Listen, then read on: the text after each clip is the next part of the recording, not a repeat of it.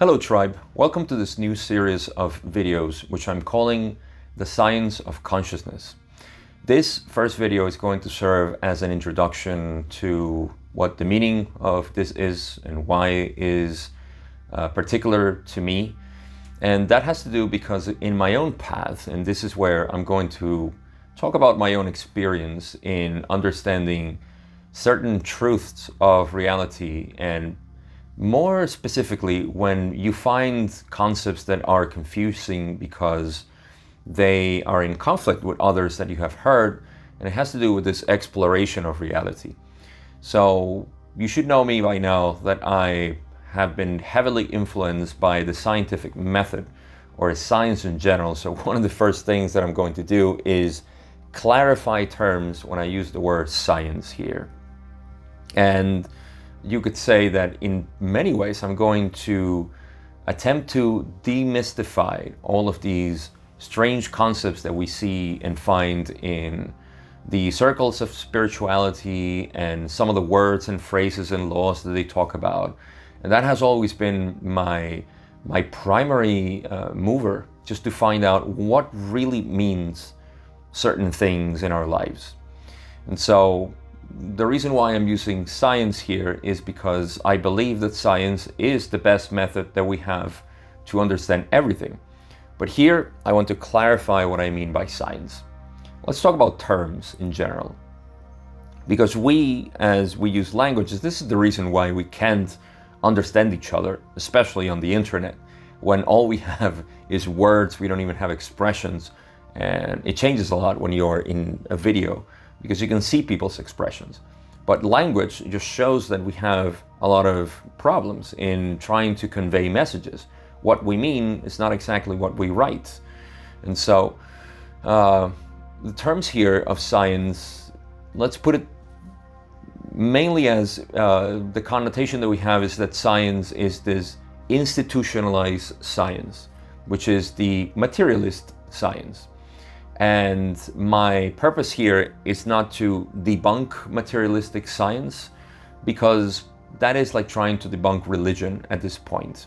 It is well known that our scientific institute or scientific institution, which is really what dictates because of the authority of having empirical evidence on everything, is already debunking itself with its very fanatic and religious attempts to defend a materialistic model.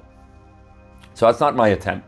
But I do want to clarify that when I use science, I'm not talking about that specific science that is so rigged and rigid in the way in which we can explore reality. So that leaves us with the pure scientific approach to exploration. You see, the beginning of science was philosophy. It was trying to make sense of reality. That's what we were trying to do. And we found that religion clearly was not providing that. So we developed these tools and methods of exploring reality.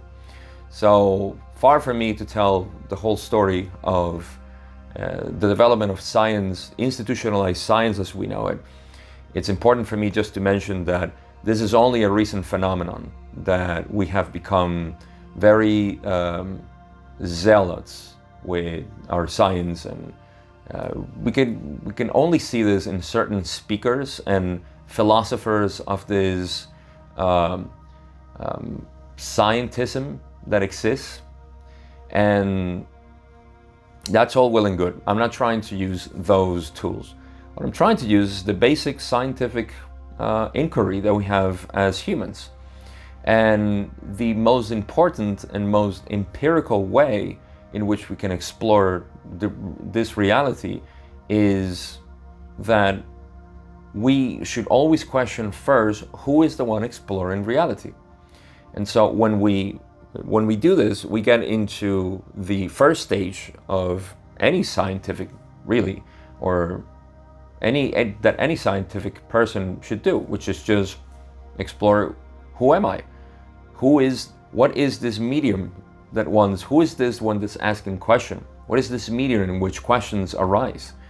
And so from here, in this exploration, this is of course the mystical path of realizing who we are, then we find out that the only thing that exists is consciousness. Now, this is not only taken out of Hinduism or some mysticism. This is actually taken out from even some of the forefathers of our science, which is Max Planck.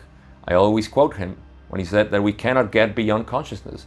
He considered consciousness fundamental. He considered matter derivative of consciousness. And I mean, there's nothing more explicit than that, than to admit as a true scientist to say, we can only know consciousness. The only thing, the fundamental part of reality is consciousness. And so, again, I have my own series talking about consciousness and why it's the fundamental element of reality, as we know. So I won't get into that here. I'm going to assume that everybody's on the same page in terms of what we're talking about. We're talking about a universe that is just one being. We call it the self, creator, Brahman, God, whatever. It doesn't matter. We just know intuitively, without putting a name to it, that it's just one field, and that field is us. And so there is the perception that we are separate, but that's only a perception. It is not a real thing. And when we explore that separation, we can never find it. So based on that, we're going to have a very good field of work, which is we should explore everything that we find as scientists that realize that consciousness is the only thing that exists. And that if it's the only thing that exists, right, and we are conscious, it stands to reason that we are all one in that field. And the sensation of separation is simply a perception. Just like we know that perceptions can deceive us in certain ways, we can think that we're seeing something and we're not. We think that we're listening to something, we're not. So our senses deceive us. Perception deceives us in a way that we think we're separate. But the more we explore as true scientists, we find out that we cannot have an internal self without an external self. And the skin is not something that separates me from reality. It's what connects me to reality, and so on. So as true scientists and philosophers, which is really the basis of science, and as curious people, we should always begin from, let's say, even Occam's razor, which says the one that assumes the least, right? That is the most feasible theory or understanding, what we should strive for. Well, how about something that doesn't assume anything and it's just pure empirical evidence? We are conscious. And from there, we explore reality without ignoring that. And you see, this is what institutional science has done. So again, what's the reason of this series? Is to take so many things that are used now in metaphysics, because science has been used to study the physical reality. And science is also used to study the metaphysical reality. However, we still have a sort of division between the two, as we know. But as people who are completely independent of institutionalized metaphysics and physics, then we find ourselves free to do whatever we want with our science. And so with this understanding, this consciousness-only model that really is what we can call it, from here we can study physics and metaphysics. Now you see, there's always misconceptions that arise from the non-understanding. It is the ignorance, really, as avidya actually means in Sanskrit, is that avidya that we have, that ignorance, that we have a supreme truth. That supreme truth comes out of a pure intuitive knowledge. You see, we're going to use the mind to understand this, we can say. And you may say, well, but no, how does intuition play into all of this? Well, let's use the word shin in Chinese or kokoro in Japanese when we refer to the mind. It's right here. This is the true mind. It doesn't go here. Here is the brain, which receives all kinds of responses and kind of like abstract things, you see, but the true mind resides here in the heart. So we're going to use this, and we're going to find that there are a lot of misconceptions. These misconceptions are those that say, yes, we're all one, but we need to pay attention to separation this and that way. This somehow filtrates into our own view of reality, and it causes a lot of issues because we start creating fear. Every time there is some sort of fear or caution or idealism, all of these things are symptoms of a non-understanding that all is consciousness, that all is one. And I know it's kind of cliche already to say it, but this sensation of oneness should always be present in our field of investigation. If we cannot feel it, if we cannot live it, then we are incurring into this sensation of separation, which we call the separate self. And again, that is just the ignorance of knowing that that separate self doesn't exist, and yet we act upon it. So the purpose of this series, like I said, is just to breach the gap that exists naturally between these misconceptions, thinking that, well, yes, I intuitively know that we are one, but my perception tells me that we're separate. So we need to pay attention to that separation. This is incurring in a flaw because you're admitting something that you don't put in practice. And if you can't put in practice oneness, connectedness, and unity, unconditional love, which in my language and vocabulary is synonym for simply acceptance. You see, words I'm going to use here to also describe certain particular things that we have. Like I said, with science we have a strong connotation.